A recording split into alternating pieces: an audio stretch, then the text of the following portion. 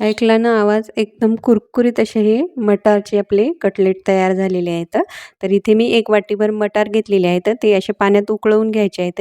1 चमचा धने, 1 चमचा जिरे, अर्धा चमचा बडीशेप आणि 7-8 काळी मिरी मी भाजून घेतलेली आहे. ते मिक्सरला बारीक करून घ्यायचे आहेत. याच्यामध्ये 3 हिरव्या मिरच्या आणि 7-8 लसणाच्या पाकळ्या घालायच्या आहेत. याचं एक छान असं वाटण तयार करून घ्यायचं आहे.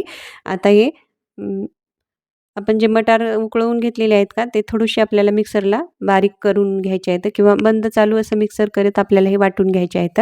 आता त्याच्यामध्येच मी 1 बटाटा, 1 गाजर किसून घातलेला आहे, कांदा घालायचा आहे, आपण जे वाटण तयार करून घेतलेलं ते घालून घ्यायचं आहे.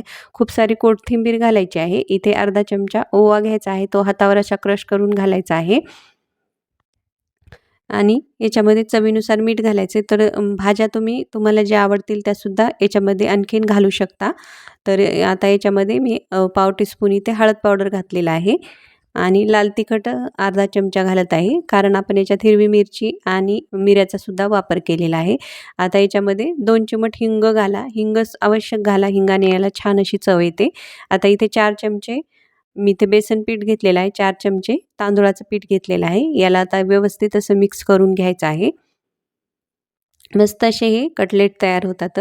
तुम्हाला जर हळदी कुंकवाला आपण कार्यक्रम ठेवतो त्यावेळेस जर असे कटलेट तुम्ही करून बायकांना सर्व केले तरी पण चालतात. मस्त असे चवीला भन्नाट असे लागतात. आता याला व्यवस्थित असं मळून याचा गोळा तयार करून घ्यायचा आहे.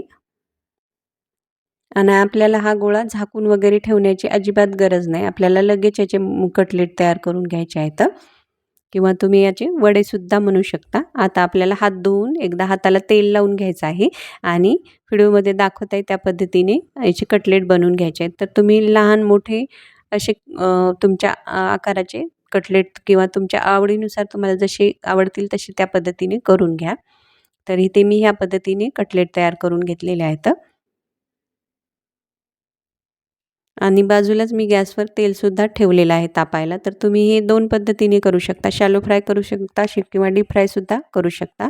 तर इथे मी तेल ठेवलेलं आहे. आता याच्यामध्ये आपल्याला छान असे हे खरपूस होईपर्यंत तळून घ्यायचे आहेत. आलटून-पालटून दोन्ही बाजूने आपल्याला हे कटलेट तळून घ्यायचे आहेत. तर मस्त असे चवीला भन्नाट असे हे कटलेट तयार होतात. आतून कुरकुरीत आणि मऊ असे आतून मऊ आणि वरतून कुरकुरीत असे हे कटलेट तयार होतात. तर नक्की करून बघा. आता मटारचा सीझन सुरू आहे. या मटारच्या सीझनमध्ये ही कटलेट तुम्ही नक्की करून बघा. मस्त भन्नाट चवीला लागतात. तुम्ही मुलांना डब्याला देऊ शकता, नाश्त्याला खाऊ शकता. तर बघू शकता दोन्ही बाजूने मी आलटून-पालटून असे गोल्डन सोनेरी होईपर्यंत छान असे तळून घेतलेले आहेत. तर तुम्हाला ही कटलेटची रेसिपी कशी वाटली कमेंट करून नक्की नक्की कळवा आणि व्हिडिओला लाईक करा, शेअर करा, चॅनलला सबस्क्राईब करा.